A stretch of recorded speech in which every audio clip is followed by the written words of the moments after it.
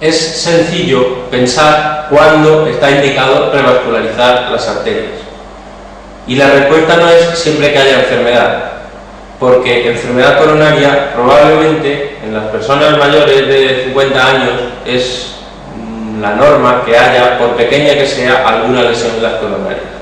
La indicación de revascularización la determina la presencia de datos de mal pronóstico en las pruebas de detección de isquemia.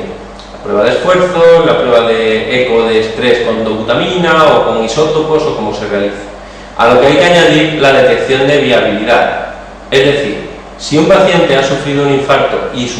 hay un trozo del corazón que ha perdido y que no tiene posibilidad de recuperar, no tiene ningún sentido revascularizar la arteria que irriga ese territorio porque no va a mejorar la situación del paciente, ni los síntomas, ni la fracción de eyección, ni nada. Antes de revascularizar, tenemos que tener garantías de que hay viabilidad y que las células de ese territorio no están muertas, de manera que en el momento en que volvamos a darle flujo, van a recuperar su capacidad contráctil, con lo cual mejorará la función sistólica del corazón.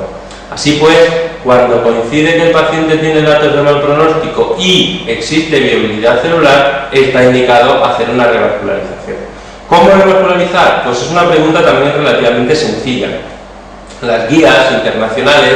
recomiendan lo que se obtuvo de estudios y ensayos clínicos antiguos en los que se comparaba la revascularización mediante cirugía de bypass con revascularización percutánea mediante angioplastia. Esto, en la actualidad, no se deben considerar dos técnicas excluyentes, sino dos técnicas complementarias, de tal manera que, por ejemplo, si un paciente se opera de bypass y tiene algún problema de obstrucción en uno de los bypasses, la solución puede ser una angioplastia sobre el propio bypass. O, por ejemplo, si un paciente se somete a revascularización percutánea con angioplastias y sufre episodios de reestenosis que no se solucionan adecuadamente con nuevos procedimientos de angioplastia, pues se puede someter a una cirugía de bypass. Es decir, no son técnicas excluyentes, sino complementarias. Sin embargo, la recomendación internacional, y teniendo en cuenta que la angioplastia tiene un riesgo alto de reestenosis, es decir, una vez tratada la arteria y abierta la zona de la lesión para que fluya de nuevo la sangre, existe la posibilidad de que se vuelva a cerrar, es recomendable la cirugía y preferible a la angioplastia en aquellos casos en que se prevé que la reestenosis va a ser importante, o desde el punto de vista de probabilidad de que acontezca, o desde el punto de vista de que si aparece va a tener implicaciones serias de cara al pronóstico del paciente.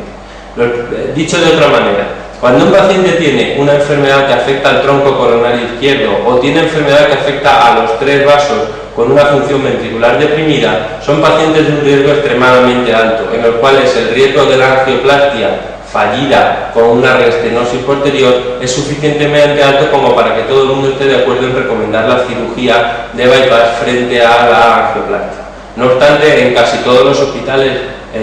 donde se desarrollan técnicas de angioplastia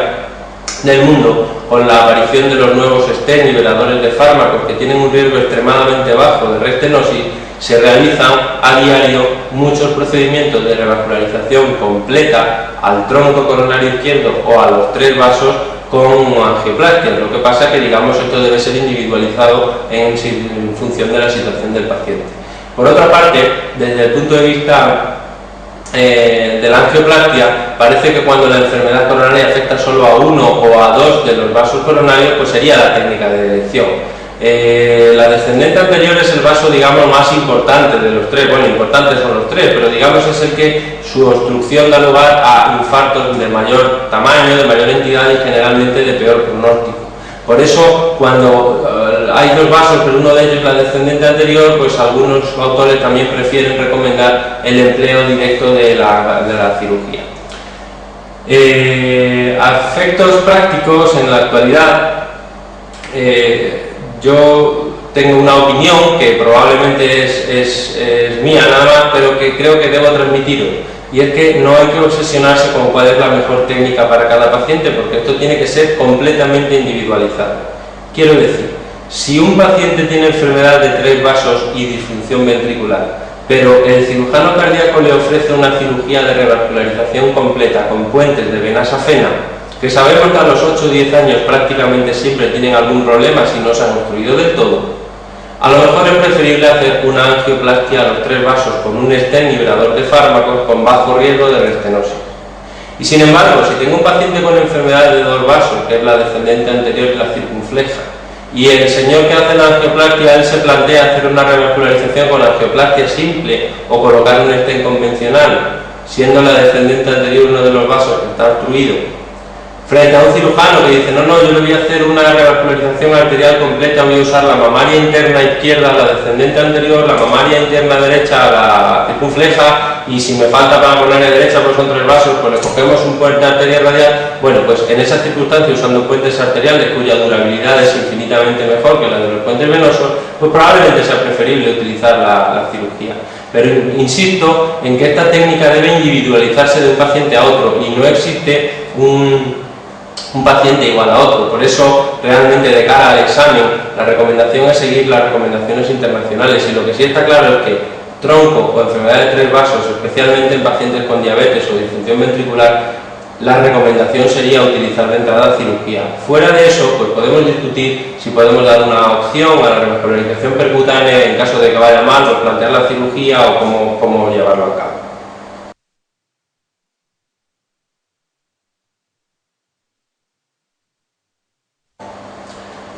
El ascenso del segmento ST es propio del síndrome coronario agudo con ascenso del segmento ST, como su propio nombre indica, que es el infarto agudo del miocardio. Realmente hay otras entidades que producen ascensos del ST, como ya hemos comentado, el aneurisma ventricular, secuela de un infarto, produce una elevación persistente del segmento ST. La pericarditis aguda se presenta con una elevación del segmento ST bastante difusa, solo que suele ser cóncavo hacia arriba, a diferencia del infarto que suele ser cóncavo hacia abajo. La angina variante de Pink Metal en ocasiones sufre los episodios de dolor torácico nocturno, corresponden con ascenso del segmento ST porque es muy intensa la isquemia a la que se someten a las células y hay una corriente de lesión transmural o subepicárdica. El infarto no-Q o infarto sin onda Q suele ser un infarto limitado al subendocardio que en la fase aguda normalmente no presenta ascenso de ST sino descenso de ST, porque es solo el subendocardio el que está sometido a un daño isquémico grave.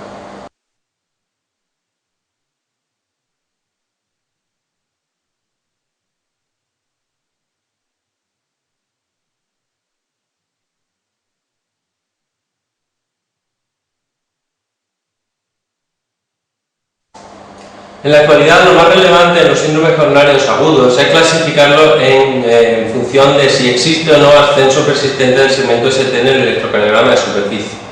Como veis en la diapositiva, un episodio de fisura o fractura de la placa de ateroma, una placa vulnerable, pone en marcha un mecanismo de trombosis, inicialmente un trombo plaquetario y luego un trombo con fibrina, y esta trombosis puede llegar a ocluir completamente el vaso donde está la lesión, o a dejar una pequeña zona por donde fluye algo de sangre. Esta diferencia es fundamental porque si ocluye totalmente el vaso, todo el territorio al que irriga esa arteria se va a quedar absolutamente sin riego, porque la circulación coronaria en condiciones fisiológicas es una circulación terminal, no tiene colaterales salvo en situaciones patológicas. Por lo tanto, si el trombo tapa del todo el vaso, toda la pared del miocardio a la que llevaba sangre ese vaso va a chillar porque va a morir y se produce un ascenso del segmento ST, una corriente de lesión transmural o subepicárdica. Por lo tanto, el objetivo terapéutico de estos pacientes va a ser abrir el vaso y abrirlo cuanto antes. Insisto en que tenemos 12 horas de margen como máximo, porque a partir de las 12 horas ya se han muerto todas las células que no les llegaban a la red de sangre. Sin embargo, cuando no es oclusivo el trombo, es decir, cuando me queda un poquito de paso de sangre, digamos que las células no van a morir todas las de toda la pared, sino que en función de la severidad de la isquemia, es decir, en función de que me llegue menos o más sangre a través de ese hilito que me ha permanecido no obstruido, vamos a tener diversos tipos de presentación desde el punto de vista electrocardiográfico, porque puede que las células del subendocardio sí que estén sometidas a tanta isquemia que puedan morir, en cuyo caso habría descenso de ST. Puede que no haya ninguna célula sometida a un riesgo de fallecimiento o muerte celular, como sería en el caso de que haya ondas T negativas, o que solo el subendocardio esté sometido a daño isquémico, en cuyo caso solo tendríamos ondas T picudas. Es decir, de más a menos graduación podemos tener distintas manifestaciones electrocardiográficas. Lo que es relevante desde el punto de vista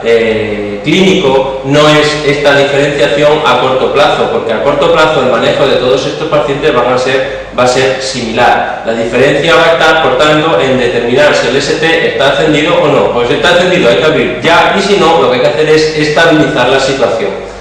Una vez que vayan pasando las horas y vayamos obteniendo el resultado de los enzimas y de las troponinas y de la CPK y demás, podemos clasificar al paciente con síndrome coronario agudo sin ascenso del segmento ST en distintos tipos, de tal manera que si realmente sube la CPK, asumimos que hay necrosis miocárdica,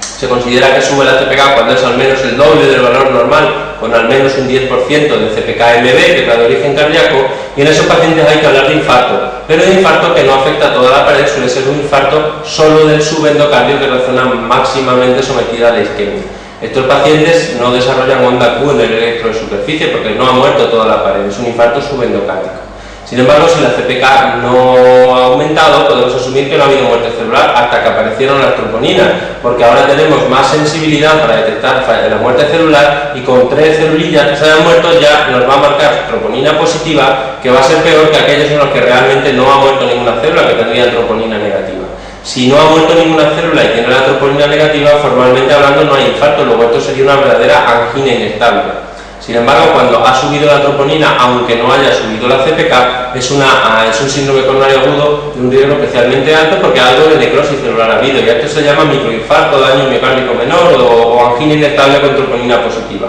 De todas formas, insisto en que esta diferenciación entre infarto subendocárdico, daño miocárdico menor o angina inestable es una diferenciación a posteriori, cuando el paciente ya lleva horas de evolución y tenemos el resultado de la selección enzimática, de la selección de troponinas y demás. Luego, desde el punto de vista práctico, no va a ser tan importante para tomar decisiones terapéuticas en la fase aguda, como es el hecho de ver si el ST está ascendido o no, que sí que nos modifica de forma muy sustancial el tratamiento.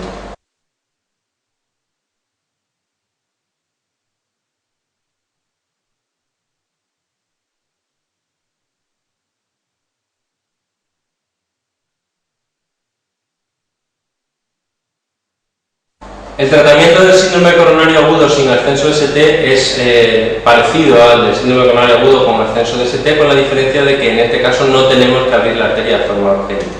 ¿Dónde tratar al paciente? Es sencillo. Si el paciente tiene criterios de alto riesgo, deberá ir a la unidad de cuidados intensivos coronarios. Si no tiene datos de alto riesgo o tiene un riesgo intermedio, probablemente se pueda manejar en plan de hospitalización convencional, e incluso algún caso de riesgo extremadamente bajo, cosa rara, se podría plantear su manejo ambulatorio.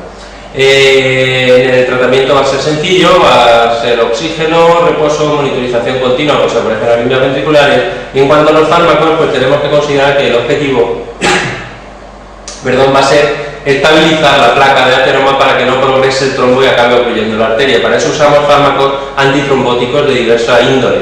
En la actualidad se recomienda usar aspirina y clopidogrel asociados al menos durante un año en todos los pacientes que han tenido un síndrome coronario agudo sin ascenso de ST. Además de esto, podemos usar fármacos que son inhibidores de la glucoproteína 2B3A, de tal manera que se recomienda usar tirofiban o eptifibatide en aquellos pacientes que no se vayan a someter a un procedimiento muy precoz de coronariografía,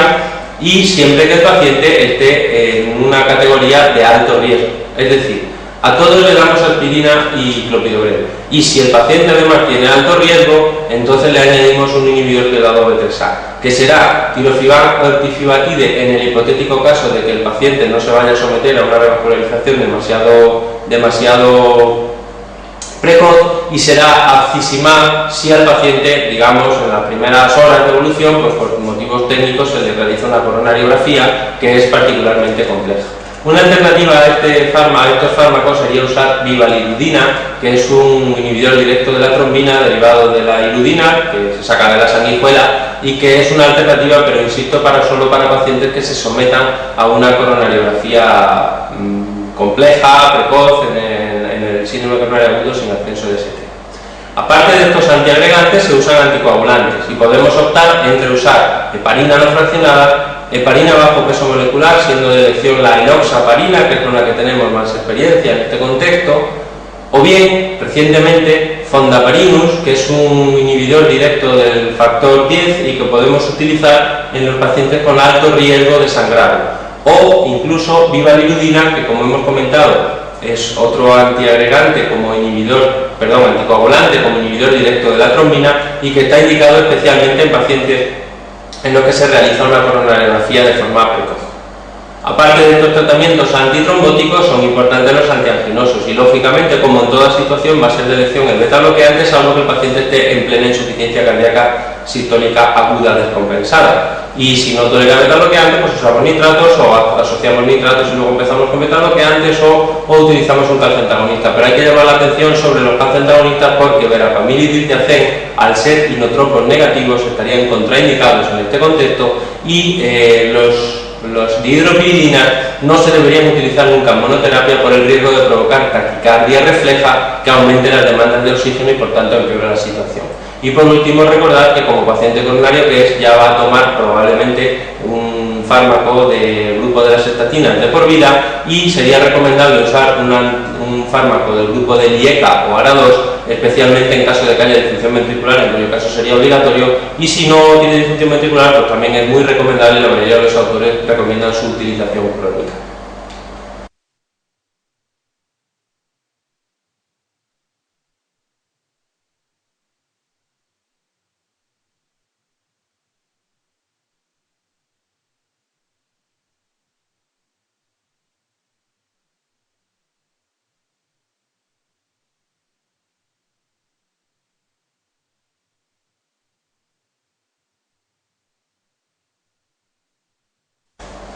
En el manejo del síndrome coronario agudo sin ascenso del segmento ST siempre se instaura el tratamiento médico, como hemos comentado previamente, y una vez instaurado decidimos cuál es la estrategia a seguir. En algunos pacientes existen datos de alto riesgo, como puede ser la presencia de troponinas elevadas, de CPK elevada, de insuficiencia cardíaca, arritmias ventriculares, edema de pulmón, hipotensión, es decir, datos de mal pronóstico. Pues en estos pacientes está indicado hacer una estrategia con una coronariografía precoz en las 48-72 horas de evolución y digamos,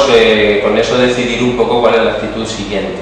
Desde el punto de vista del paciente que no presenta datos de alto riesgo, podemos elegir entre también realizar una estrategia de coronariografía precoz o bien diferir la decisión de si necesita o no una coronariografía tras 48-72 horas sin dolor torácico en las que se realiza una prueba de esfuerzo. Y según lo que marca la prueba de esfuerzo, pues decidimos. Si la prueba de esfuerzo tiene datos de mal pronóstico, habría que hacer la coronariografía, y si no tiene datos de mal pronóstico, podríamos manejarlo de forma conservadora con tratamiento médico y enviarlo a su domicilio para seguimiento ambulante. De todas formas, en todos los pacientes que estén con síndrome coronario agudo sin ascenso de ST, que no consigamos estabilizar la situación con el tratamiento médico, evidentemente está indicado un manejo agresivo con coronariografía precoz en todos los casos.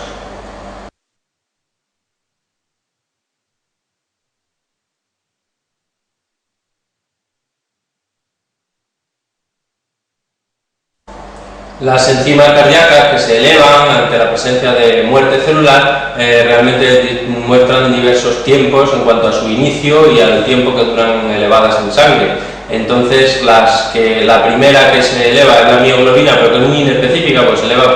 por multitud de circunstancias, y digamos las que dura más tiempo son las troponinas cardioespecíficas, que a veces duran hasta 10, 12, 14 días. Esto tiene importancia desde el punto de vista práctico solo en una situación, y es ante el interés por diagnosticar un reinfarto de un paciente, un reinfarto precoz. Un paciente que ha tenido un infarto hace 6 o 7 días, si se le realiza una determinación de troponina, porque ahora viene de nuevo con dolor torácico, es posible que la troponina esté alta, pero todavía como consecuencia del infarto anterior que tuvo hace 5 o 6 días. Por eso sería preferible usar la CPK en esta circunstancia para confirmar o descartar el diagnóstico de un reinfarto precoz.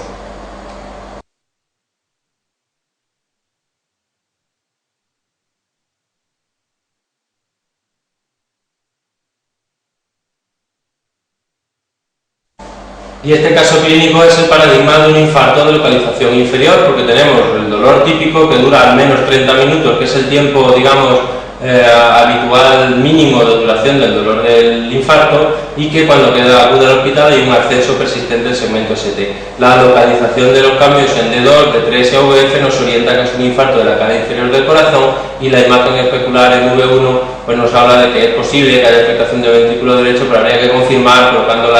los electrodos en derivación V3R o V4R. Por lo tanto, esto es un infarto de miocardio de cara inferior y habrá que manejarlo como tal con reperfusión urgente de la arteria responsable del infarto.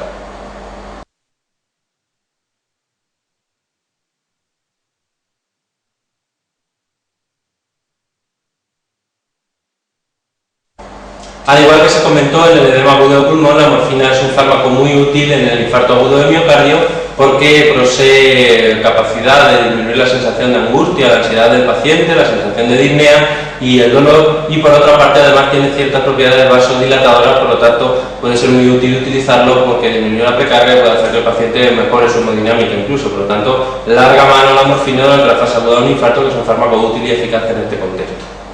El tratamiento del síndrome coronario agudo con ascenso de ST es muy similar al que no tiene ascenso de ST, con la diferencia de que habrá que recordar siempre que es obligatoria la reperfusión urgente, bien con angioplastia primaria o bien con una fibrinolisis. Destacar desde este punto de vista que las medidas generales son las mismas: monitorización, reposo, tratamiento del dolor, etc. Y usamos fármacos antiagregantes. En la actualidad la recomendación es usar aspirina y clopidogrel también en todos los pacientes que tienen un síndrome coronario agudo con ascenso ST durante al menos un año. Aparte de estos, los antiagregantes se puede considerar los inhibidores de la glucoproteína 2-3A, básicamente solo uno, que es aflisimab, y básicamente solo en el contexto de haber realizado una angioplastia primaria del infarto. Es decir, si el paciente se somete a fibrinolisis, los dos anti-2B3A no tienen papel en el infarto, en el ascenso de ST. Sin ascenso ya veíamos que en principio en los pacientes de alto riesgo siempre se utilizaban, pero en el síndrome coronario agudo con ascenso ST no, solamente en lo que se someta a angioplastia, y es aflisimab el único que parece razonable utilizar en este contexto. Desde el punto de vista de los anticoagulantes, también hay que recordar que se puede utilizar cualquiera de los que hemos utilizado, aunque con ciertas variantes, es decir, la heparina no fraccionada o la enoxaparina, que son los que se utilizan de forma tradicional, a lo que se añade fondaparinus solo en aquellos pacientes que se sometan a fibrinolisis con streptokinasa, o bivalirudina solamente en los pacientes que se sometan a una angioplastia. Es decir, el fondaparinus no se debe utilizar en la angioplastia primaria y la bivalirudina no es el fármaco que se utilice asociado en general a la fibrinolisis. Los fibrinolíticos podemos optar por el que queramos. Realmente los más modernos son más eficaces, que consiguen más repermeabilización de la arteria que los más antiguos, pero también tienen un riesgo mayor de sangrado. Entonces, en la actualidad los que más se utilizan son los derivados del RTPA, el TPA o el TNK, tenecteplase, aunque la streptokinasa tiene su papel porque es un fármaco que, aunque es clásico, pues tiene una alta eficacia y un riesgo de sangrado discretamente menor. Por lo tanto, para personas con más riesgo de sangrado, como pueden ser ancianos y demás, puede tener su papel. Aparte de esto, hay que tratar de la isquemia, lógicamente, nitroglicerina, betabloqueantes si no hay insuficiencia cardíaca, etc. Y recordando que los calcio antagonistas tienen un uso controvertido, al menos en monoterapia, las dihidropiridinas, por aumentar la frecuencia cardíaca. Y luego el resto del manejo va a ser el manejo de un paciente de unidad de cuidados intensivos. Pues, si hace un bloqueo, pues un marcapasos; si tiene un shock cardiogénico, pues un valor de contrapulsación, un netropos, etc. Es decir, un manejo en función de cómo sea la evolución del paciente.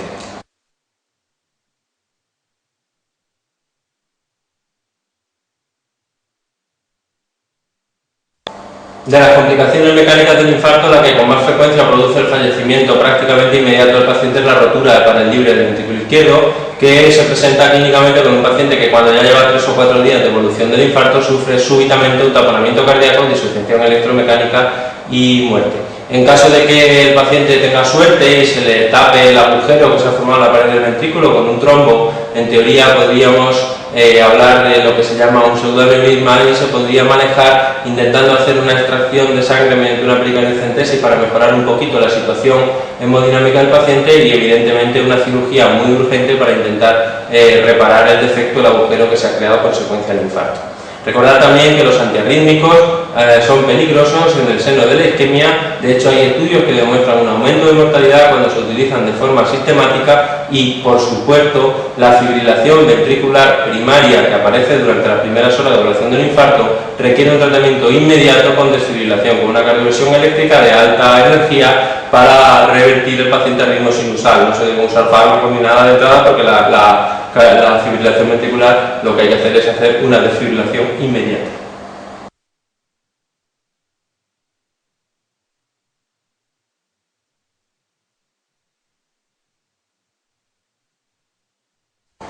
De las arritmias que se asocian a la fase aguda del infarto, hay que recordar la fibrilación ventricular. Es bastante frecuente que un infarto fibrile, y no necesariamente tiene que ser un infarto demasiado grande para que fibrile, porque la isquemia produce una irritabilidad miocárdica que facilita la aparición de fenómenos de reentrada funcional en las zonas del infarto y las zonas circundantes que produce fibrilación ventricular. Esta fibrilación ventricular, insisto, es necesariamente obligatorio someterla a una desfibrilación o una descarga eléctrica asíncrona para conseguir la restauración del ritmo sinusal inmediatamente. Y una vez que la hemos restaurado el ritmo sinusal, nos planteamos si hacer prevención secundaria con fármacos antiarrítmicos del tipo de la lidocaína o la amiodarona, pero nunca antes de que el paciente haya fibrilado. Por otra parte, el RIVA, el ritmo idioventricular acelerado, es una arritmia de reperfusión que indica que la zona que estaba a punto de morirse no se ha muerto y, como está muy contenta, se irrita y empieza a mandar impulsos eléctricos automáticos que originan un ritmo que nace en los ventrículos en la zona del infarto y que, por tanto, indica buen pronóstico, porque nos indica que la arteria que estaba ocluida se ha desobstruido. No necesita, por tanto, en general ningún tratamiento. Y por último, hacer mención a los bloqueos auriculoventriculares que aparecen en la fase aguda del infarto. Es de destacar que los bloqueos que aparecen en los infartos de cara inferior suelen estar producidos porque hay mucha irritación vagal y el aumento del tono vagal produce bradicardias intensas. Esto es porque hay muchas terminaciones del vago en la zona de la pleura visceral,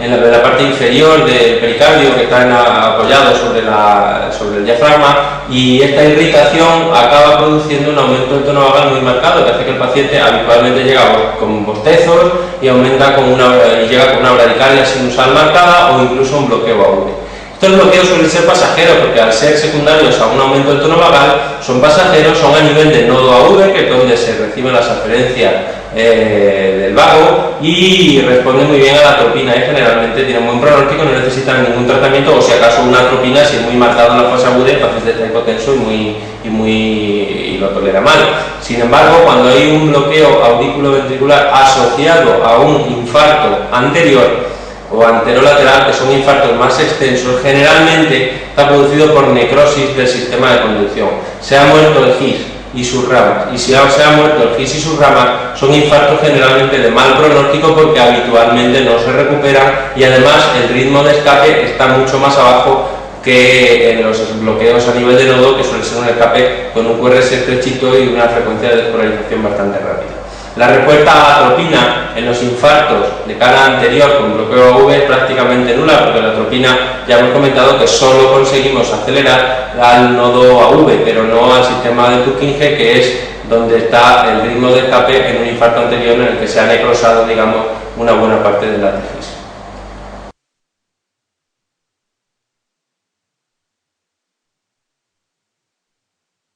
Una vez que hemos superado la fase aguda del infarto, en general se recomienda que el paciente se someta a una evaluación pronóstica o una estratificación pronóstica, como se suele mencionar en los informes clínicos. Realmente, la evaluación pronóstica lo que tratamos de establecer es el riesgo a largo plazo de este paciente, y generalmente la intención va a ser determinar si necesitamos o no una coronariografía con vistas a plantear una terapia de reperfusión con angioplastia o con fibrinolisis. Para eso, lo que se suele hacer, o con lo que se hacía clásicamente, era que a partir de los 5 días aproximadamente del infarto agudo, al paciente se realiza una prueba de esfuerzo y, en función de esos datos, se decide. Si la prueba de esfuerzo tiene datos de mal pronóstico, evidentemente hay que hacer una coronariografía para ver qué podemos arreglar de las coronarias, qué podemos reperfundir, y si la prueba de esfuerzo no tiene datos de mal pronóstico, pues el paciente se podría marchar a su domicilio con tratamiento crónico y manejo farmacológico. No obstante, como ahora hay muchos pacientes que durante la fase aguda del infarto se someten a una angioplastia primaria, pues en esos pacientes ya no tiene sentido hacer esa prueba de esfuerzo pronóstica, porque ya le hemos hecho la coronariografía y ya hemos decidido si necesita o no una revascularización. Evidentemente, en los pacientes que tengan datos de mal pronóstico, pues deberán someterse a revascularización como sea pertinente, o con angioplastia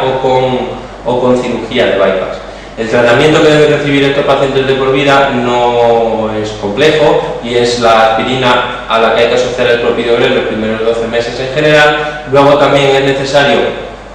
que el paciente tome un IECA al menos durante la fase inicial para completar la cicatrización del infarto, y a poco que tenga una mínima disminución de la fracción de eyección ya tiene indicación de por vida para tomar el IECA. Deben tomar metabloqueante como antianginoso de elección y deben tomar una estatina también para toda la vida, independientemente de las cifras de colesterol. Por otra parte, en algunos casos es necesario implantar un desfibrilador automático para prevención primaria del riesgo de arritmias ventriculares malignas y en ningún caso utilizar fármacos antiarrítmicos de otro tipo, especialmente los del grupo 1 como flecainida y demás, porque pueden aumentar el riesgo de mortalidad por otros problemas, por shock cardiogénico o por otras arritmias distintas de las que queremos tratar de prevenir con el fármaco. La eplerenona es un fármaco similar a la espironolactona, un inhibidor del receptor aldosterónico a nivel nuclear, que también ha demostrado su beneficio en el pronóstico de los pacientes con infarto de miocardio reciente, en el que tengan disfunción ventricular o insuficiencia cardíaca durante la fase aguda, y se recomienda que lo tomen al menos durante los primeros 6 meses, que es el tiempo que se estima dura el proceso de cicatrización del músculo ventricular.